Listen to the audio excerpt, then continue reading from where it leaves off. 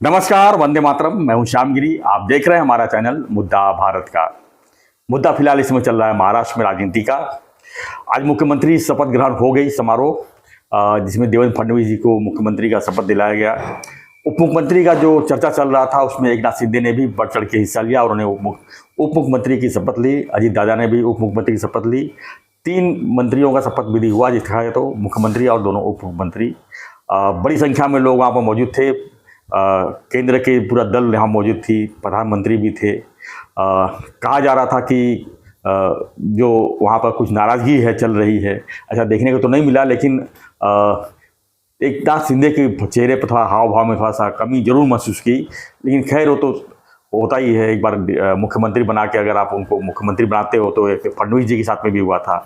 उन्होंने भी अपने जब उनके ऊपर थोपा गया उप मुख्यमंत्री पद का तो वो भी नाराज़गी जाहिर की थी उस समय। ये तो स्वाभाविक है, होना ही होता है। लेकिन बाद में सब चीज़ें नॉर्मल हो जाती है। एकनाथ शिंदे ने उसके बाद प्रेस कॉन्फ्रेंस भी ली और उन्होंने कहा कि हम जैसे देवेंद्र फडणवीस ने कंधे से कंधा मिलाकर हमारा साथ दिया, तो हमारा भी फर्ज बनता है हम उनका कंधे से कंधा साथ देंगे और महाराष्ट्र के विकास में कोई कमी नहीं होने देंगे। और विरोधियों को भी जम के उन्होंने कहा कि विरोधी तो बचे ही नहीं है, तो हमारे पर टोंट क्या कर सकेंगे, क्योंकि विरोधी कह रहे थे कि एकनाथ शिंदे को यूएन थ्रो किया गया है। अब उनका तो कहना ही, खासकर शिवसेना उबाठा जो है, बार बार यही कह रही है कि एकनाथ शिंदे को उन्होंने इस्तेमाल करके फेंक दिया है। तो आज हम अब इसी अपनी वीडियो में यही चर्चा करेंगे कि आज का जो शपथ विधि था वो किस तरह का था और महाराष्ट्र की जनता को इससे क्या फायदा होगा देवेंद्र फडणवीस 3 से। हमारे साथ में नवभारत के वरिष्ठ पत्रकार सूर्यप्रकाश मिश्रा जी। हम इनसे ही जानना चाहेंगे कि क्या देखते हैं आगे का 5 साल महाराष्ट्र के लिए। सर स्वागत है। आपने देखा, आप खुद गए थे सेरेमनी में, वहाँ पर मौजूद थे। वहाँ पर काफ़ी वीआईपी लोग थे, बड़े पूरा केंद्रीय दल था वहाँ पर। मोदी जी थे और बड़ी संख्या में लोग थे, हजारों की संख्या में कह सकते हैं आप। एक इवेंट की तरह ही उसको पेश किया गया। लेकिन मिश्रा जी, मैं यहाँ पर कहूँगा कि कुछ संबोधन नहीं हो पाया, यानी खाली शपथ विधि हुआ और कार्यक्रम समाप्त कर दी गई। शपथ विधि तो ये तो तय था ना, मोदी जी को कुछ बोलना चाहिए था वहां पर, क्योंकि महाराष्ट्र जनता ने इतना प्यार दिया, इतना लोगों ने एक तरफा वोट किया और उसका धन्यवाद भी मोदी जी ने नहीं किए। हाँ, उन्होंने लोगों का हाथ जोड़े, लोगों का अभिवादन स्वीकार किए, अभिवादन किए भी, लेकिन कुछ तो बोलना चाहिए था महाराष्ट्र मन में। आपने बिल्कुल सही कहा कि कुछ इच्छा थी, लोगों चाहते थे कि मोदी जी का कुछ संबोधन या कोई संदेश उन्हें सुनने को मिले। ये बड़ी संख्या में लोग वहाँ इकट्ठा हुए थे। करीब पुलिस के हिसाब से 40,000 से ज़्यादा लोग वहाँ इकट्ठा हुए। हालांकि तैयारी भी बहुत चाक चौबंद थी। पुलिस, जो मुंबई पुलिस ने बहुत अच्छी भूमिका भी निभाई। इतना गर्दी, इतनी भीड़ होते हुए, और एक तो शाम का समय था, जो जैसे देखा जाए जिस तरीके से सीएसटी ने, वैसे भी 25 लाखों लोग सीएसटी पे शाम को जुटते हैं और सीएसटी के सामने जिस तरह की गर्दी थी। और दूसरी बार बता दूं आपको, महापरिनिर्वाण दिवस भी बाबा साहब अम्बेडकर का है आज, और उस पर भी कानून व्यवस्था का भार जिस तरह से मुंबई पुलिस पर, बड़ी संख्या में लोग पहुंच रहे हैं वहां पर। इसमें काबिले तारीफ है कि मुंबई पुलिस ने अच्छी भूमिका निभाई और तरीके से संपन्न हुआ। और जहां तक आपने मोदी जी की बात की, तो उनसे कुछ आशाएं थी, अपेक्षाएं थी। लोग वो सुनने के लिए आए थे, बहुत दूर दूर से आए थे। मैंने देखा चंद्रपुर से तक से लोग आए, पूरे महाराष्ट्र से, रायगढ़ से आए थे, विदर्भ से काफी संख्या में, बड़ी संख्या में, क्योंकि फडणवीस जी विदर्भ से हैं, विदर्भ से, और हर वर्ग के लोग थे उसमें। मतलब बोलते हैं ना, वीआईपी से लेकर आम आदमी तक, वीवीआईपी से लेकर मतलब बड़े उद्योगपति, बड़े कलाकार, सेलिब्रिटी, बॉलीवुड के भी लोग थे, पूरे, और राज्यों के, बीजेपी शासित राज्यों के सारे मुख्यमंत्री, सारे उप मुख्यमंत्री, यहाँ तक कि पूरा मंत्रिमंडल एक तरह के से के मोदी का मंत्रिमंडल, ज्यादा से ज्यादा कैबिनेट मंत्री जो ऊपर लेवल के हैं, अमित शाह जी से लेके राजनाथ सिंह से लेके नितिन गडकरी जी, और मतलब जो उनका पूरा मंत्रिमंडल एक तरीके से इस सेरेमनी को एक तरीके से उन्होंने, हमें लगता है कि इवेंट बनाने की भरपूर मतलब कोशिश की। उसमें सफल कितने हुए कितने नहीं, थोड़ी सी नाराजगी भी लोगों में दिखी कि भाई कि भाई कुछ बोलना चाहिए था। उन्होंने 3 लोगों की ही, हालांकि मुख्यमंत्री और 2 माननीय मुख्यमंत्रियों की शपथ दिलाई गई। उसके बाद इवेंट खत्म हो गया मतलब कार्यक्रम पद, वो तो यही था कि भाई वो सेरेमनी का ही वो नाम दिया गया था।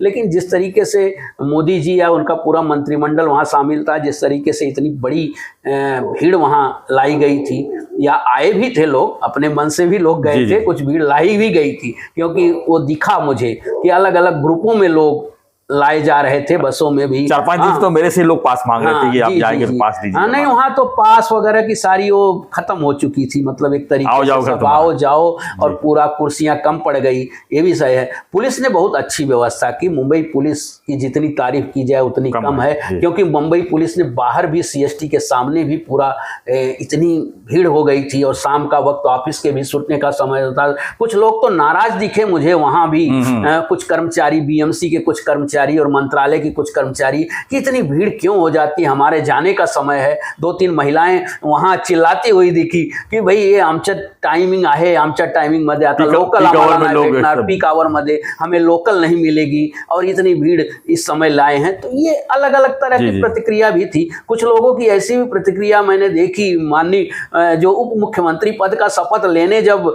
एकनाथ शिंदे जी उठे, तो एक व्यक्ति रायगढ़ से आया था, वो बोला 1 वर्ष आणखीन द्यायला पाहिजे होता, मतलब इस आदमी को 1 साल और देना चाहिए था। तो ऐसी भी प्रतिक्रिया मैंने वहां सुनी, मतलब एक तरीके लाइव प्रतिक्रिया वहां दिखी। जी।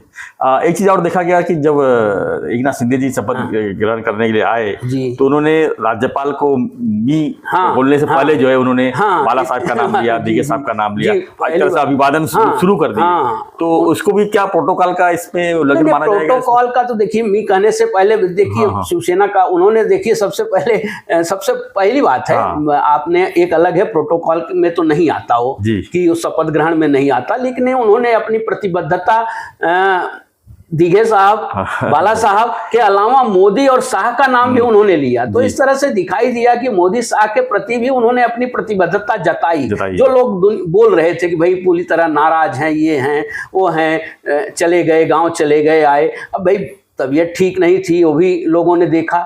उन्होंने कई तरह के कयास लगाए जा रहे थे कि अभी दोपहर तक, यहाँ तक कि निमंत्रण पत्रों में भी नहीं दिख रहा था कि वो मुख्यमंत्री पद की शपथ लेंगे, या कुछ इस तरह की बातें थी, लेकिन उन्होंने प्रतिबद्धता वहां दिखाई। लेकिन जिस तरह से उन्होंने प्रेस कॉन्फ्रेंस लिया, उसमें तो उनको एकदम अलग दिखा उसमें, यानी अब उनको लग रहा है कि मैं अब DCM हूँ, और उन्होंने कहा भी मैं पहले कॉमन मैन CM था, अब डेडिकेटेड CM में हूँ, मतलब समर्पित DCM, मतलब डेडिकेटेड कॉमन। और उन्होंने खुशी जाहिर की, मतलब उन्होंने खुशी जाहिर की कि हम अपने लिए मैं नहीं, लेकिन महाराष्ट्र के लिए जो है काम करना है, उसके लिए हम जो है कंधे से कंधा मिलाकर काम करेंगे।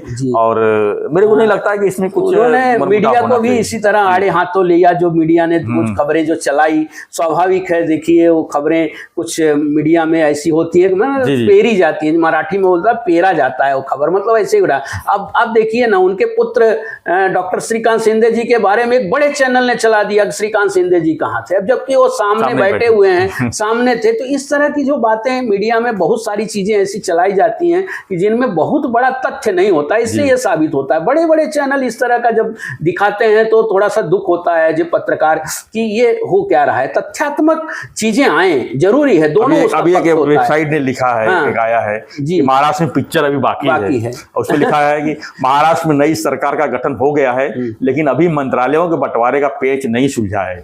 सूत्रों के मुताबिक एकनाथ शिंदे अभी भी गृह मंत्रालय की चाहत रखते हैं। शिवसेना की दलील है कि जब शिंदे CM थे तो गृह मंत्रालय फडणवीस के पास था, यानी DCM जब फडणवीस थे तो गृह मंत्रालय। इसी तरह अब जब शिंदे डिप्टी CM बने हैं तो उन्हें गृह मंत्रालय मिलना चाहिए। अगर मुंबई में बात नहीं बनी तो ये मामला दिल्ली तक पहुंचेगा, ऐसा दिल्ली तक मामला पहुंचने का मतलब क्या है? दिल्ली तक मामले की बात नहीं होती, दिल्ली मामला है ही है। दिल्ली के ही इशारे पर सारा कुछ होता है। दिल्ली के इशारे पर वो CM बने हैं फडणवीस जी, दिल्ली के इशारे पर वो DCM है 2, दिल्ली के सब मंत्रिमंडल, उन्होंने रिपोर्ट भी यहाँ इवन मंगाई गई, रिपोर्ट की ये भी बात हुई रिपोर्ट। लेकिन इसमें हम वही कह रहे हैं कि ये तो परंपरा रही है कि जो 1995 से आप देख लीजिए, जब शिवसेना का मुख्यमंत्री, पहले शिवसेना के मुख्यमंत्री बने थे जोशी जी, मनोहर जोशी जी, तो DCM पद गोपीनाथ मुंडे जी के पास, होम मिनिस्ट्री उनके पास। इसी तरह कांग्रेस की भी एक परंपरा रही कि CM पद कांग्रेस के पास रहा, और DCM 15 सालों तक इसी तरह चला।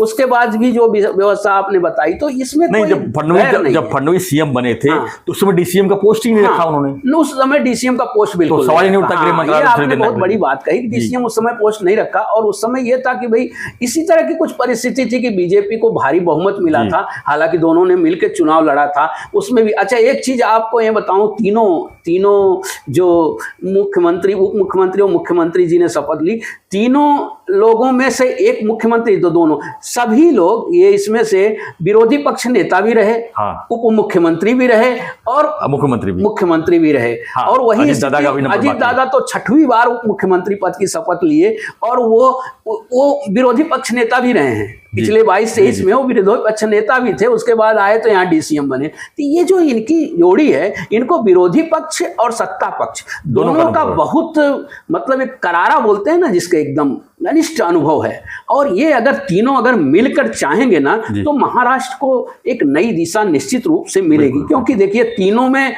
उत्साह है जबरदस्त, तीनों की पार्टियों ने अच्छा परफॉर्मेंस किया है। जैसे माननीय उप मुख्यमंत्री जी ने कहा, शिंदे जी ने, कि लाडली बहनों ने हमें भर भर के दिया, या लाडली बहनों को तो भुला नहीं पा रहे हैं। वो वाकई में उन्होंने दिया, कुछ निर्णय उनके हुए जो इस सरकार के लिए, इस चुनाव के लिए जो टर्निंग पॉइंट हुए, और ये टर्निंग पॉइंट लाडली बहना का निश्चित रूप से था। इसके पहले भी उन्होंने देखिए महिलाओं को एसटी बसों में फ्री यात्रा, सबसे पहले आप देखिए 1.5 साल पहले ही एसटी, ये कहा जा रहा था एसटी घाटे में और चली जाए, 75 उनको मुफ्त में दे दिया उन्होंने। यहाँ तक कि आप देखिए ठाणे महापालिका या और महानगर पालिका की बसों में भी 60 के ऊपर मुफ्त यात्रा, 60 साल के ऊपर को मुफ्त यात्रा। ये सारी योजनाएं जो कहते हैं, योजनाओं का असर पड़ता है, और योजनाओं का असर पड़ा और लोगों ने उनको पसंद किया कि भाई हो सकता है कि ये फिर से आएंगे और योजना निश्चित रूप से चलती रहेंगी। तो इसका बड़ा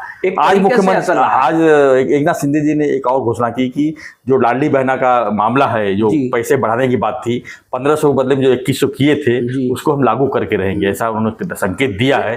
तो ये लाडली बहना को ये लोगों के लिए खुशखबरी है। लेकिन एक बात है कि उनका इतिहास बताता है भाई, जो उन्होंने जो कहते हैं वो करते हैं, वो उनके अंदर वो मादा या वो सीएम नहीं है तो भी उन्होंने कहा, विरोधी भी, मैं बताता हूँ आपको, विरोधी भी स्वीकार करते हैं। विरोधी पार्टी के लोग, हम लोग मंत्रालय में बैठे, यहाँ कहीं विरोधी पार्टी के लोग भी ये इन्होंने 1.5-2 साल में उन्होंने स्वीकारा कि भाई उस व्यक्ति के पास दानत है। इवन बीजेपी के वरिष्ठ नेता ने स्वीकारा कि उस व्यक्ति में निर्णय लेने की क्षमता है, दानत है। वो बहुत सारे अधिकारियों ने ऐसे कहा कि भाई वो व्यक्ति ठीक है, बोलते हैं राजनेता हूं मैं, मेरा काम है निर्णय देना, लोगों को एक राहत देना, बाकी उसको नियम में कैसे बिठाना है वो अधिकारी जाने। वो भी छोड़ देते थे, बोले साहब ये नियम में नहीं बैठ रहा। बोले भाई देखिए मेरे पास जो व्यक्ति आया है उसको, अंतिम व्यक्ति को राहत देना है। अब ये राहत कैसी देनी है, कैसे नियम में बिठाना, वो काम आपका है। तो इस तरह की भी चीजें आई है। बिल्कुल मिश्रा जी, तो हम तो यही चाहेंगे कि जो त्रिदेव सरकार है, फिर से जो वही लोग हैं, जो खाली कुर्सी एक थोड़ा सा अगल बगल में हो गई है, लेकिन व्यक्ति भी वही है और सरकार भी वही है, सत्ता भी वही है और लोग भी वही है। तो हम तो यही चाहेंगे कि त्रिदेव सरकार जो बनी है, फिर से एक बार नए सिरे से वो आगे और विकास की तरफ ले जाए, और जो यहाँ की समस्याएं हैं लोगों की, वो ज़्यादा से ज़्यादा लोगों की सुनी जाए, ये हम कहेंगे। खासकर जो कॉमन मैन कहते हैं एकनाथ शिंदे जी, तो देवेंद्र फडणवीस जी भी देवा भाव के नाम से जो है आगे और बड़े बड़े निर्णय लेंगे, ऐसा मैं उम्मीद करता हूँ। और इसी साथ जो है हम विदा लेते हैं। हाँ, आपकी प्रतिक्रिया ज़रूरत है, आप अपनी प्रतिक्रिया दीजिए। नई सरकार जो बनी है, अभी नई सरकार तो नहीं कह सकते, जो लगातार जो आगे बढ़ रही है सरकार, इसके बारे में आपकी प्रतिक्रिया क्या है, हमें कमेंट बॉक्स लिखिए और बने रहिए हमारे साथ, देखते रहिए हमारा चैनल मुद्दा भारत। धन्यवाद मिश्रा जी, धन्यवाद, जय हिंद।